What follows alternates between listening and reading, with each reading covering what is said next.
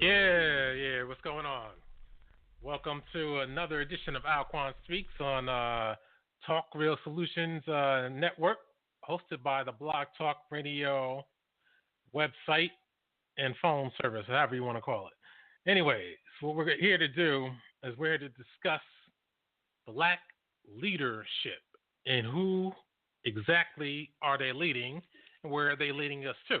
And obviously, this comes up as a result of what many people, for some reason I can't explain, they consider certain personalities on YouTube to be leaders. I still can't understand it, but a lot of people have been brainwashed. So, anyways, what we're going to do is we're going to get into what a leader is, and we're going to figure out who chose these no good individuals. And yes, I'm going to use this platform and this particular show to go in on one in particular, but I'm calling them all out tonight. But that's the main reason I want to go on one in particular, because they all have a common denominator about all of them. And I'm going to name all of them and what they're doing and what they're not doing. Let's get into what makes a leader. What is a leader?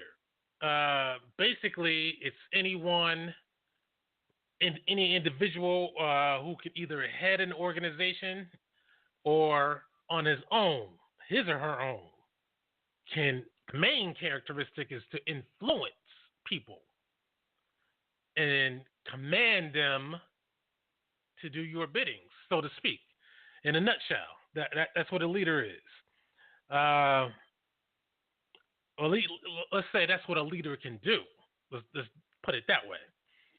That's not necessarily what a leader is, but I guess in essence, it's someone who can get people to follow them. So I guess in a sense, the YouTube so-called black conscious so-called leaders, I guess in a sense they're somewhat of leaders if they can get people to give money to them. I guess technically they can influence and they can get people to follow them. Hey, give me your money and then give it up. So I guess technically that's leadership, but they're not leading them. They're not leading them to anywhere. They're not leading them to anywhere. They're just leading them to debt, so to speak, or leading them to the car dealership so they can get a new vehicle. Now, again, these guys, you know the names, the Umar Johnsons. I got to throw Sir Ross Sutton-Seti in there now. Before, I used to be on the fence about this guy, but now he's just an entertainer now, unfortunately. The red pill, the blue pill, the Sa Netta, the so-called brother Polite, Black Lives Matters, any of these people you could think of. And leaders from the past, Stokely Carmichael, well, he seemed to be largely independent. Medgar Evers, Rosa Parks, Martin Luther King, all these people. W.E.B. Du Bois, Marcus Garvey. I kind of did. Here's what we're going to do. We're going to get into who puts these people out and why. And as we do this, we're going to figure out, are these people actual leaders or are they spokespersons for someone else? That's what we're going to have to explore. We're going to have to ask ourselves these questions. Who is the black leader? I know we have one. He calls himself Dr. Umar Johnson. Well, since we haven't been able to verify or disprove his credentials, at least his degrees, I'll stick with calling him a doctor as of now.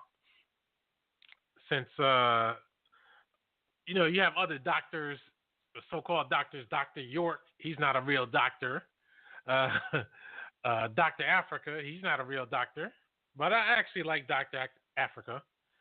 Dr. Ali Muhammad, not a real doctor. So-called Dr. Reggie, he's definitely not a real doctor. But at least he does have some type of college degree. So same thing with Ali Muhammad. But I think the nerve and the shame of these guys calling themselves doctors when they're not doctors. Just be whoever the hell you are.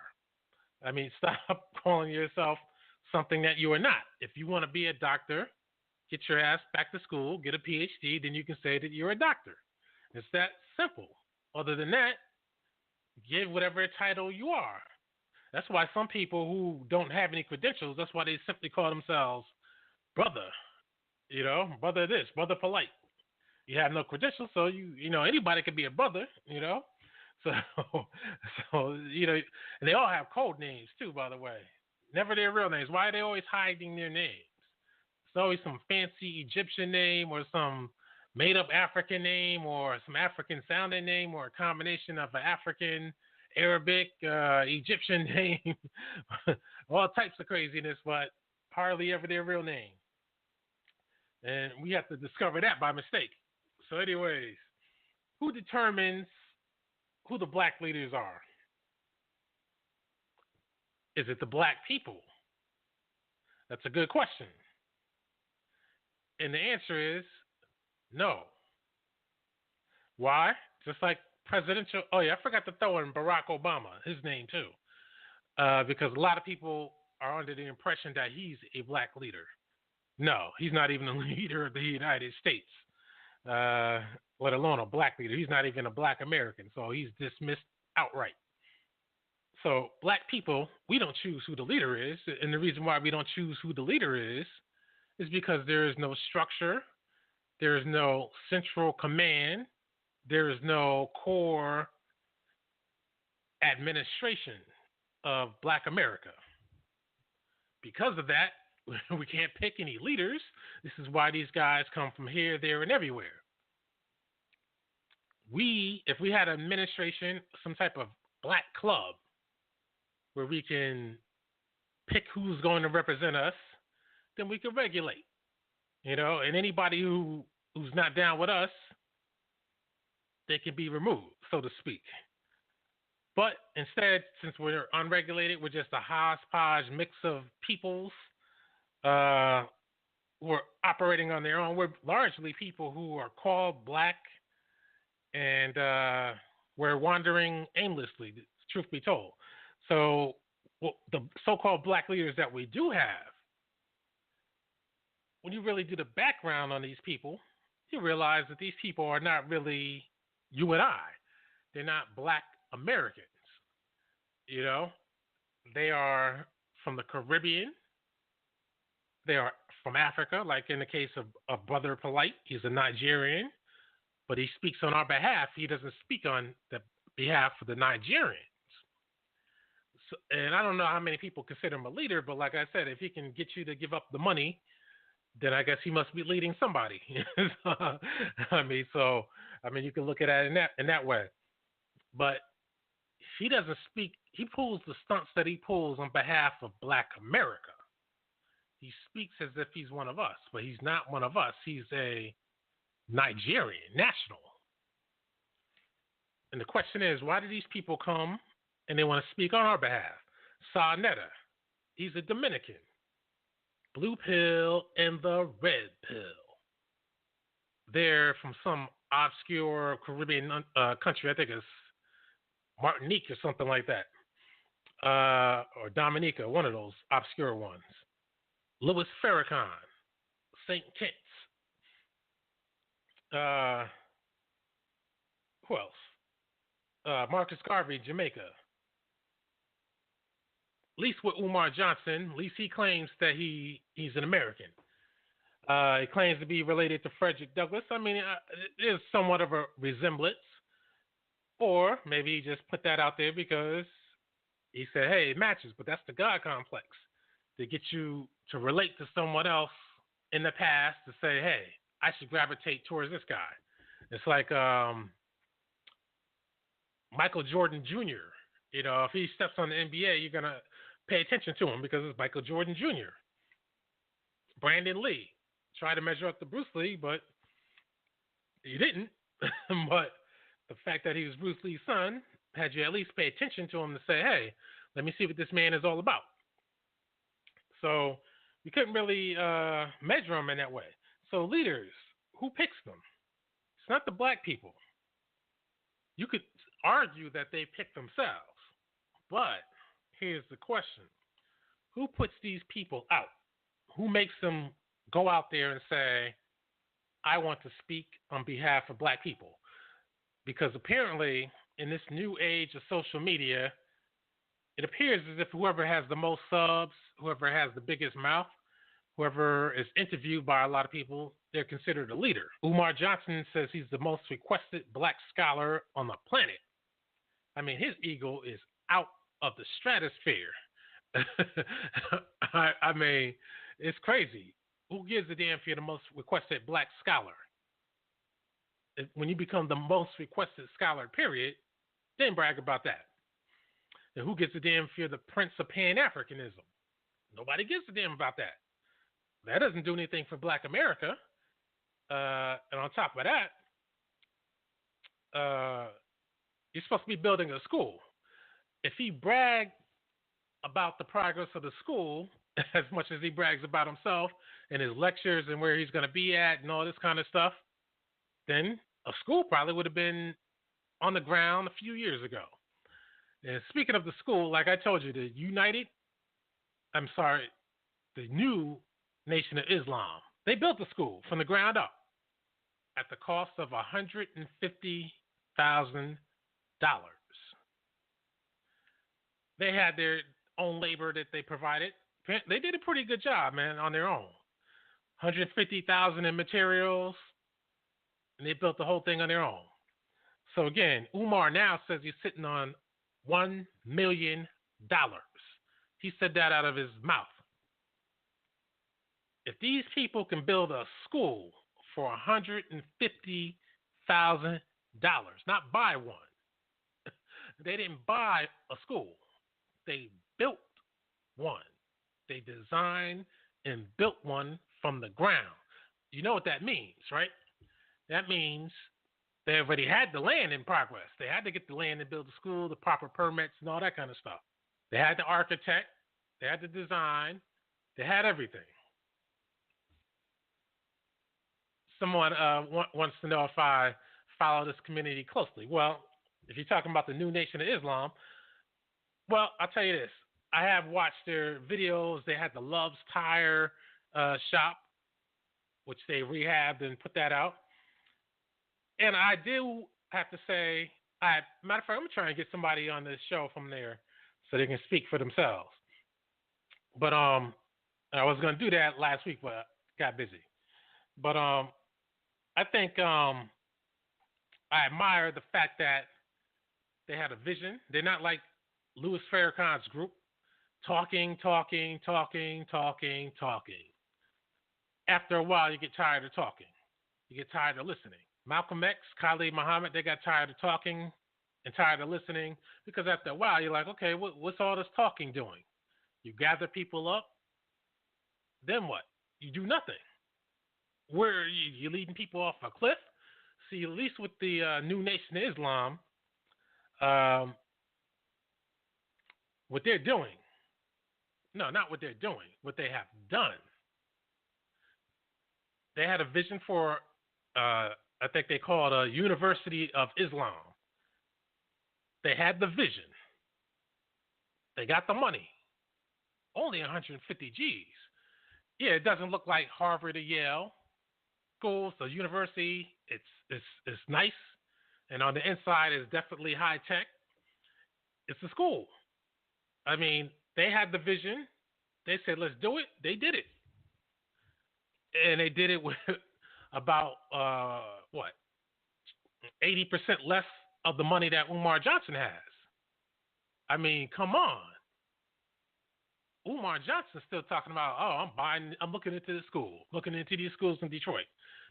Before that, it was, we might be able to get 2 schools for the price of 1.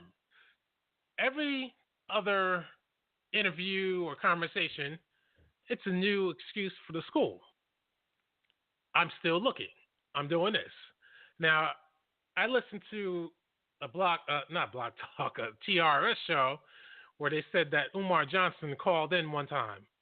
I like to hear that episode. Maybe I missed that one. Goes to show he's listening because I watched a video of his.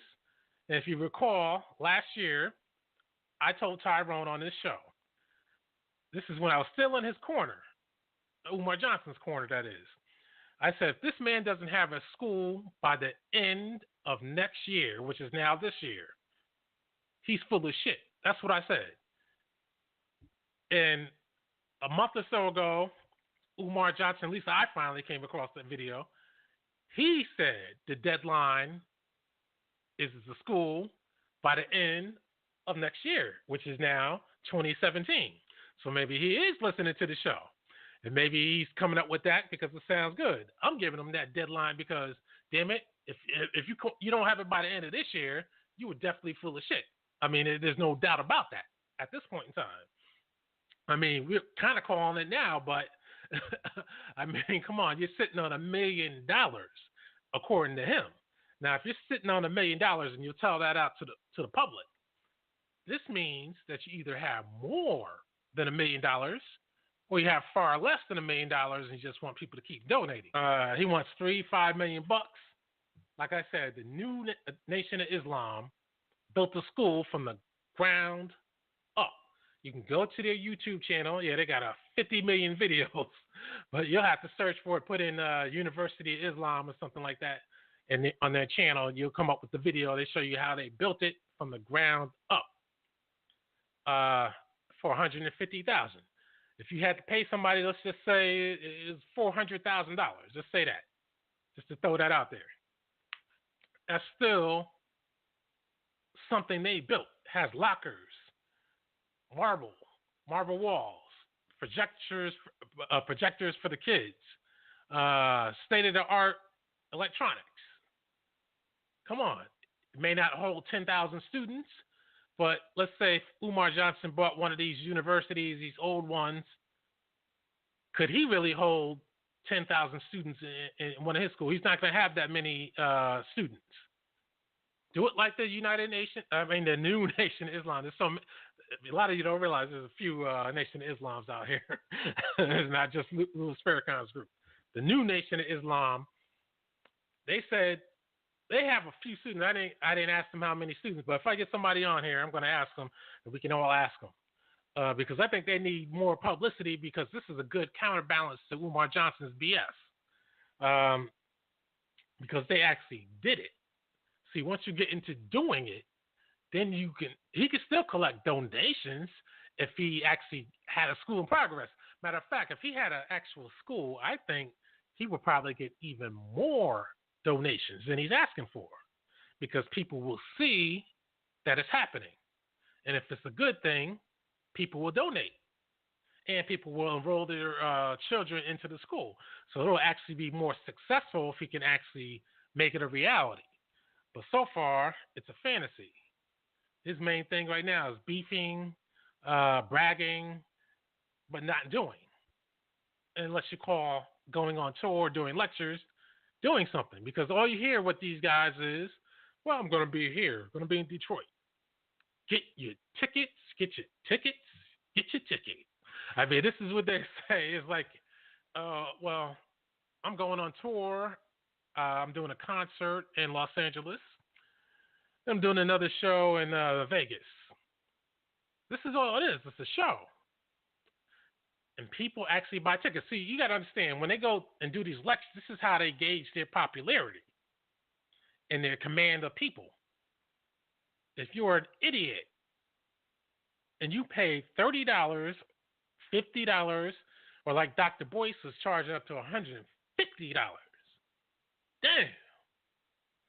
For $150, you can go see R. Kelly or somebody. You know? That's how you want to see Dr. Boyce for.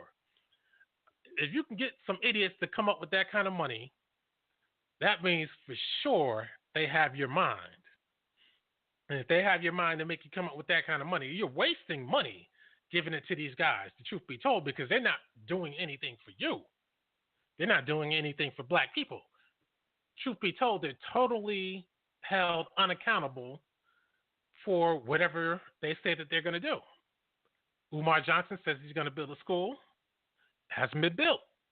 He's not looking to build it. He still hasn't even found a school to buy. This is the United States.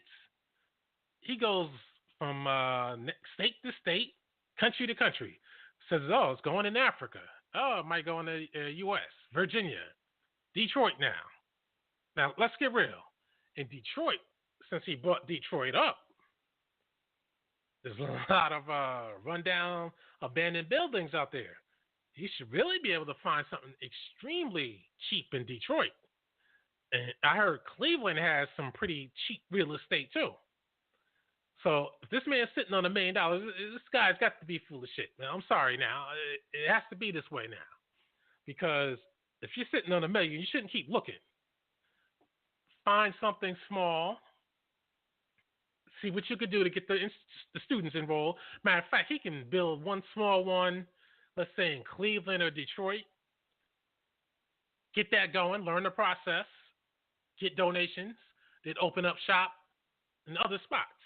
And I heard that somebody said the country of Suriname said that the man will be able to have land to build his school. They'll hook him up. So if Suriname is going to hook him up and you got $1 million, you know $1 million will go a long way in Suriname. What's the problem, Umar Johnson? What's the problem? And on top of that, Umar Johnson, he says African heads of states, Caribbean heads of states, they call them. If you got these hookups, he brags about that. He says, who else has them on speed dial? Well, damn it, if you got these people on speed dial, how come their pocketbooks aren't on speed dial? Huh? If you know these people, they can easily, even a poor Caribbean country, poor African country, can come up with 100 G's to give you to open this school up. Even if they can't afford 100 G's, which they usually can, they can give you 10, 20 G's.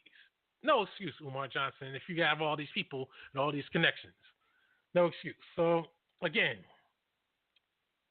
apparently leaders are the ones with the biggest mouth and the most charisma to influence the masses. And, of course, these type of people, they have to be controlled by the powers that be because they don't want people influencing the masses and saying, hey, why don't you go do this, then we can have liberation. You know, like a Jim Jones or a Nation of Islam. See, Farrakhan, he has a lot of power with his army of drug addicts. He can actually command them to do something. They'll do it. But, of course, doing is not in the plans. So that's why they do nothing but scream and yell. Again, so if you can't be the one with the most results, you have to be the one with the biggest mouth. Because, again, the new Nation of Islam, nobody has heard of them. I remember when I told you guys about them, people kept saying the Nation of Islam. I had to keep correcting you. It's the new Nation of Islam because most people, they don't even realize that there are other Nation of Islams out there. Not just Farrakhan's group, but Farrakhan gets all the press. Why? Because Farrakhan is the agent of the white man. That's why he gets all the press. He's not doing anything. He's not leading black people anywhere. But the Son of Man under the new Nation of Islam, they built the school. To my knowledge, Farrakhan doesn't have any university. He just has his main headquarters. And they used to have a little thing. Elijah Muhammad had a lot of things, but after he died, you know, a lot of that stuff went by the wayside. So even though Elijah Muhammad is a pedophile, I'll give him the credit because at least he did do something at some point in time. I'll give him that. Farrakhan hasn't done anything. But Son of Man, that's what he calls himself, Marvin Muhammad, they built the school, man. I give him up. I give it up to him for that. They got the tire shop, even though I don't think that's a good investment. I think that shouldn't be a main business. That should be more of a side hustle type business. Food, pizza, that's always the main draw. Food that people want. Matter of fact, today, I'll just tell you a side story. I was trying to find a Trader Joe's to get some of that bread, that half-baked bread. I'm going here, there, everywhere, all around the place, trying to find Trader Joe's and this bread. The traffic was insane. People apparently stayed home. And to my surprise, all I really wanted was the damn bread. The damn bread sold out everywhere, or some type of fresh baked bread sold out everywhere. Crazy. I'm like, how come when I got a taste for something, everybody else has to have a taste for it too? I mean, now all of a sudden people want some damn bread. Any other time you can find bread all you want. It's just crazy, man. But what's funny though is on New Year's Eve, the traffic is supposed to be blocked off because the party, New Year's party or New Year's Eve party, dropping the ball. But to my surprise, I was able to flow from the bottom of Manhattan up to the Bronx with ease. I mean, about as fast as I've ever been able to flow. I mean, normally it might take you an hour, 2 hours just to get from the bottom tip of Manhattan up to Harlem in the Bronx. But in this case, it took me about 10 minutes. I mean, it was flowing smoothly. It's like, yeah, you wouldn't even realize that it was a New Year's party that was about to go on. But, yeah, I could have stopped to see that, but I'm like, man, I ain't even going to try and park a car. But the traffic was flowing, man. It felt good. But anyways, I just had to throw that out there. But back to these so-called leaders. Leadership. Again, we look at the Martin Luther Kings, the Medgar Evers, Rosa Parks. These guys, they speak to you. See, if they speak in a mundane tone, like who's the boring Elijah Muhammad? He was a boring ass speaker. If he speaks to you the way he speaks to you, they wouldn't have recruited anyone. But see, Malcolm X came along. He had energy. He had the charisma. My man just knew how to attract the people, and he learned from his mistakes. And then people after him, they bit his style, and then that's how they did what they did. But again, you could be an individual or you could be a part of a crew, organization, coming out and being a leader. Medgar Evers, Rosa Parks, Martin Luther King, they were from the NAACP.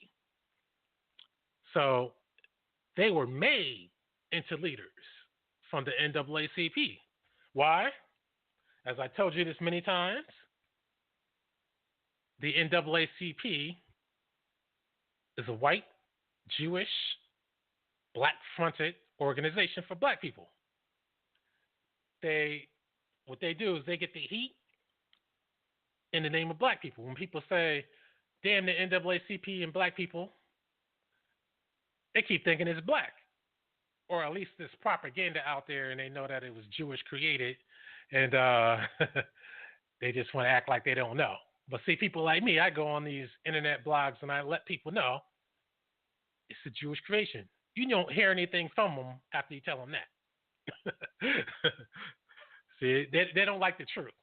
Now, one of these guys who founded the NAACP, Henry Moskowitz, even for you who don't know how to recognize him, I think you recognize Moskowitz as one of those names. This guy's from Romania, not even American. Matter of fact, when you look into a lot of these guys, you'll find that a lot of them are not even from the United States, period. They're from Eastern Europe, Russia, and all that kind of stuff. Now, the question you might have to ask is, why would the Jews create a black organization? They claim, the story goes, they claim that a few whites got tired of lynchings. So they wanted to do something about it. So they formed an organization for civil rights. But I always remind you that the main people to get lynched in the U.S., the first ones were the Italians and the Greeks. For racist reasons. Not for ethnic reasons, for racist reasons. Because they didn't consider them white at all. Italians were in the ghettos with the blacks.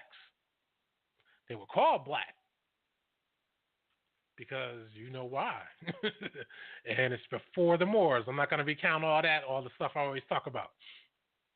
But again, the NAACP, they had, the usual Negroes. The whites were the brains and the money behind it, the Jews. Then they had their mulatto frontmen, because that's all they really had. They had mulattoes as the frontmen. And sometimes they put the blacks and they pimp them. They put them out there to make it look like it's a black organization. And they do that with other social organizations as well. And because they own the media and they have all the money, they can get these guys all the attention. And that's why they become known as the leaders.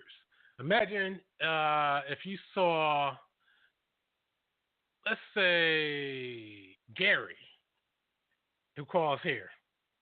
If he was on the news all the time and the news media kept saying, well-known, well-respected black leader, Gary, is going to be meeting today in Los Angeles. Hundreds of supporters are expected to attend. If you keep seeing this type of thing over and over on TV, you're going to say, damn, this Gary, he must be about something. You know, I have to get in on that. I have to go and go out there and show them what's up. This is what they do to the Martin Luther Kings, the Rosa Parks, Medgar Evers, and these others. They put them out there. They say, these are your black leaders. The media says it. And a lot of people go with it. Why? Because we don't know any black leaders. And the de facto black leaders they always put on us are people who come from the Christian church. Why? Because Martin Luther King came from the Christian church. That's why a lot of preachers sound like Martin Luther King when they speak. It's not by accident. It's just the same reason why a lot of Nation of Islam guys sound like Malcolm X when they speak. Even the ones who claim that they hate Malcolm X. It's not by accident. So again, these guys, they're put out by organizations. We can figure out which organizations put the people out. All you got to do is examine the clues. You take Sarnetta and his crew. You can figure out who put them out because they're clearly Masonic. I mean, that's clear cut. They get away with petty crimes. They're all ex-cons, dope fiends.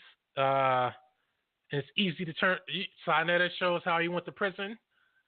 All these guys went to jail at some point in time. Zaza Ali went to prison, or was supposed to have gone to prison. And what they do is once you get caught up in the system, you get flipped. And they put you on and let you go deep cover. They'll let you get away with some petty crimes, let you do your cocaine, let you do your weed. But as long as you report back and do what you're supposed to do. But when it's time to bring your ass down, they'll bring you down. So these guys are on the take. Professor Griff, all these guys. Professor Griff is another one. He's supposed to be a Native American, but he's so worried about black people's issues. Why? How come they don't deal with the Native Americans? Zaza Ali, half white, but she's dealing with the black people's issue, not the white people's issue. She says she chooses to be black. Damn. Well, can you choose to be white?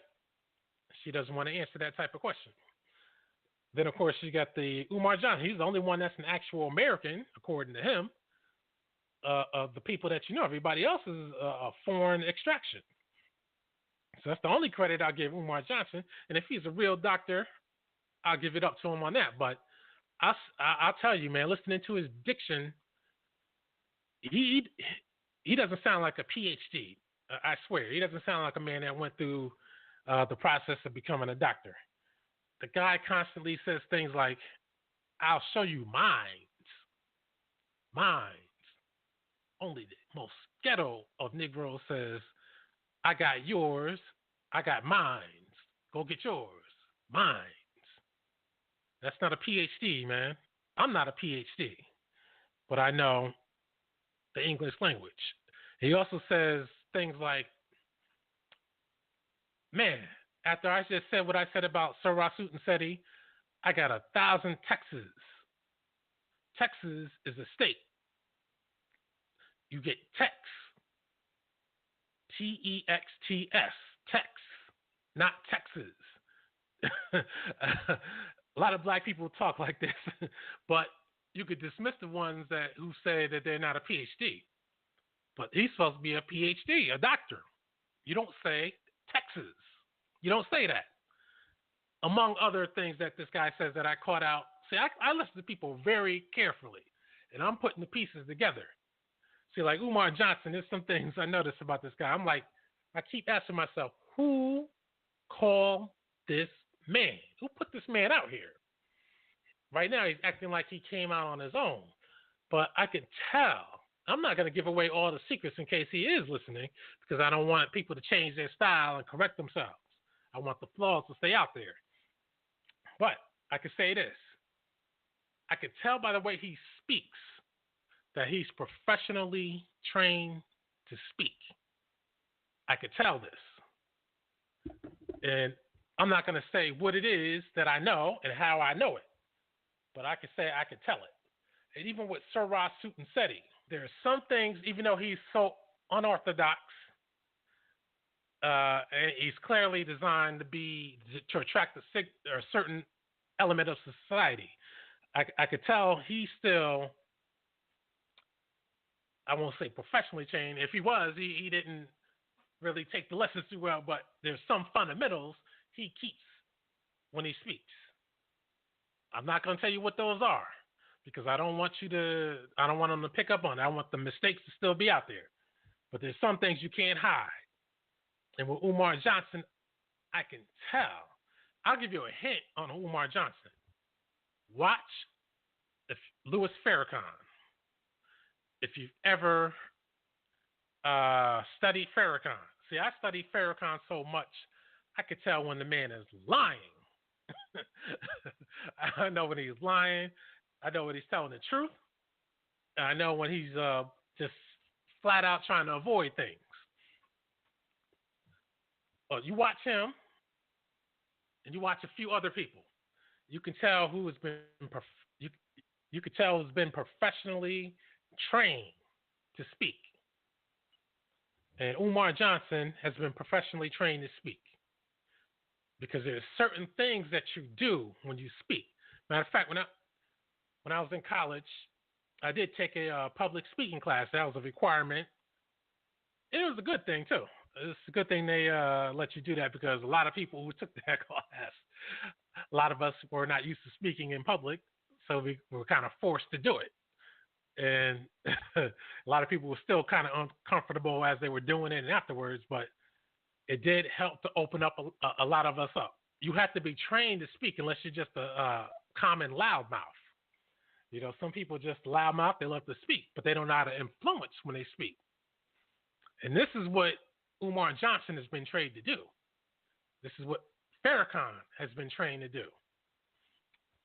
And you can tell it by some of the things they say and other brainwashing tactics and techniques, which I won't reveal. You gotta watch these people closely. Listen to what they say. Listen to what they don't say. And you will see that they're professionally trained to influence. The question is, why do they want to keep influencing black people? Who keeps sending these people out to try and tell you how to live your life, to tell you who to vote for, how you should think, what you should think about, what you should think about yourself, what you should think about others? But all these people, as good as they sound, what they never do is they never tell you what to do, and most importantly, how to do it. In other words, how to get out of your situation. They never tell you this, but they just tell you what you're doing wrong, but they don't want to tell you what to do right. And then the main things you're doing wrong, they never want to point out, like doing drugs and not getting an education. They never want to point these things out. If he's a doctor, how come he doesn't tell you, enroll in this school, become a PhD? Yeah, not everybody's a scholar, but they should at least throw it out there. Some people might be receptive to it. And they can't say, hey, PhD is not a good thing to aspire to become because he did it, supposedly. So if he did it, how come he doesn't want you to do it? Maybe it's because the influence. They want something over you. See, another thing I noticed too, I should have saved this for a future brainwashing episode, but I'll talk about this now. This is another thing I've observed. The headgear that people wear. It's another part of the brainwashing thing. You have to watch it. In ancient times, they wore a headgear, kings, queens, or whatever. They wear the kings of Egypt, the crowns, upper Egyptian crown. It's pretty high. The Ottoman Turks, the turbans were pretty large, and their crowns are pretty high. The fez was pretty high. The top man always had the highest crown. You look at Brother Polite. He wears baseball caps most of the time, but his official New Covenant gear is, I guess, old school McDonald's type hats, I guess. But the bottom line is it's some type of Indian prime minister hats or something. It's supposed to be some type of fancy thing, but the bottom line is it's different from what everybody else wears. Private, army private hats. I don't even know what the official name of those type of hats are, but you get the idea. The hats, Scheherazade Ali, she wore her crown or whatever. It makes you stand out in the crowd. It's a subliminal brainwashing tactic that people from thousands of years already knew about. And that's why they always wore it to say, hey, I'm above this person. Somebody won't have this crown. So, again, this is why they wear these. And that's another tactic. Farrakhan, he'll wear one of those hats every now and then, or a crown or something. They'll do that. The Moors with the fezzes, It happens. But anyways, somebody wanted to know who put these people out. How do I know? I thought I addressed it. The NAACP put Medgar Evers, Rosa Parks, MLK out. Black Lives Matters. They put whoever the individual is who goes on TV and speaks on their behalf. And Black Lives Matters, George Soros. George Soros is a Jew. And I'm sure people use George Soros anytime they want to put his name out in lieu of the general controlling Jews. So they'll say George Soros. So that's how that works. And, of course, with Sa-Netta, I'm going to get to the calls in a minute. Of course, with the Sa-Netta House of Consciousness, Freemasonry puts these people out. Amun-Ra Squad, Freemasonry puts them out. Siraj Sutanseti, he comes from Ashfar Kwesi, his camp. Now, when Ashfar Kwesi was on, I was going to ask about Siraj Sutanseti, Irritated Genie, but of course, I guess Tyrone felt that I was about to go in, which I wasn't going to go in on him. But since nobody else, like Joshua said, when he has the guests on, these people never want to ask these guests the questions directly. But when they're not on, they want to talk about them like a dog.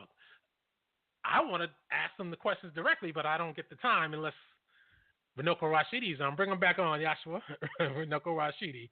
But I like to ask them the questions so I can, get to another angle of what's going on besides what they want to promote. That's why I like to ask the questions. Some people think I challenge to disrupt. That's what it is. You got to ask the questions. I'm not going to be like a black Jesus and try and do what he did. But anyways, here's the main thing. Other entities are putting these black leaders out. We don't choose the leaders, just like we didn't choose Obama. People say, yeah, I voted for him. You didn't choose him. Who told the man to run for president? The people who put him out. You didn't. You don't choose any presidential candidate. You don't choose any black leader. I mean, you know how many loudmouth black activists there are in this country, in every neighborhood in this country? I knew a black loudmouth uh, so-called community activist. He was only looking for fame and a quick fortune. That's it. And the sex that came along with it as well. That's all he was looking for, to get his name out there. That's all most of these people are looking for. They're not looking to lead you anywhere, because when it's time to get hardcore, they get scared. I mean, it's time to get hardcore and you really want to lead somebody somewhere, the truth be told, you got to go all out, and you got to recognize that it's warfare, not a concert and not any of this other BS that these people do. Now, where are these people trying to lead us to? That's the question. Then we talk about, like I said, what you need, how you need to act, how you need to live your lives, and how you need to donate to them in order for the leader to do the acting for you. See, that's another key. They know instinctively most people are scared to do anything. Any country, any nation, most people are not the soldiers. Most people just relaxing, the truth be told. There's some people who act in the capacity of a soldier, but the truth is they want to act on their own. They don't want to act for the country, the state, or an organization, their own. So again, they want you to donate because they want to give you the impression that if you donate, you give up your money, I'll do the work for you. We know you're too scared to do the work, but you can at least feel good in saying, hey, I put my money towards this person, this organization. They're getting busy, and I help to make it happen. But in the meantime, don't put my name out there. But, of course, if the organization gets bigger and more respected, then you'll want your name out there. That's how it works. Scared people, but they'll donate to these other people because these other people have the big mouths. And people figure, well, they're putting their lives on the line. No, they're not. They're not putting anything. What's Umar Johnson? Is he putting anything on the line? No. He has made a career out of public speaking and being the most requested black scholar out there, as he says. Okay. Are you the most requested school headmaster out there? That's what we want to know. And when is that happening, Mr. Umar Johnson? Anyways, I think I've made my main point that these black leaders are not made. Some of them, they're not natural born. People put them out there. Some try to act as individuals. Matter of fact, before I take the call, let me just say this. This is how organized crime works, and crime in general. When you watch your local news, no matter where you are in this country, there's a recurring thing that you'll see. You'll see blacks and then Hispanics always arrested for crimes on the news. And the crimes are usually petty crimes that benefit the individual. See, when they benefit you or your buddy, you're going to jail. Why? Because you're greedy. But when you're in organized crime and you benefit a lot of people getting paid, then you're not going to jail. Because if you go to jail, they're going to jail. But more importantly, if you stop, the money flow stops, or somebody discovers how the money is flowing. That's what they don't want to do. So that's how organized crime works. People think that organized crime works because they can threaten to kill people or they can get people killed. The reason why they can kill people, let's say, back in the days, they used to shoot people in a barbershop. They can get away with it, and you always wonder, damn, how'd they get away with it? Well, they got away with it because everybody's getting paid off of organized crime. So everybody shuts the hell up. They cover things up because everybody's getting paid. They're living well. It's about the system, not the individual. That's why the mob bosses get knocked off by their own, because he's not doing the right job. He might have a big mouth or what have you. He's just not doing the right job. Again, these mobsters, I swear, man, Al Capone was making $100 million a year in the 1920s. Carlos Marcello in the early 60s and 50s. Matter of fact, he survived up until the 90s. he was making $1 billion a year. That's why they call it the underworld, because it's an underworld where business is conducted not on the legal level. $1 billion. When that kind of money is at stake, now you realize why a few people had to get killed. People kill for a whole lot less, let alone that kind of money. Now, I'm about to take the calls. I'm just going on a little bit about this. But you know how people, drug dealers, matter of fact, young Pharaoh's talking about Dr. Mayat. Not her real name. I forgot to add her to the list too. Not her real name either. In her money laundering schemes for drug dealers and snitching.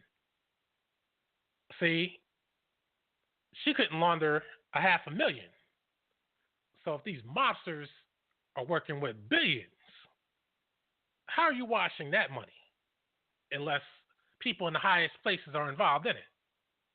I mean, that's the only way it works. Come on. All right, let me take the 860, which is Gary. What's going on, Gary?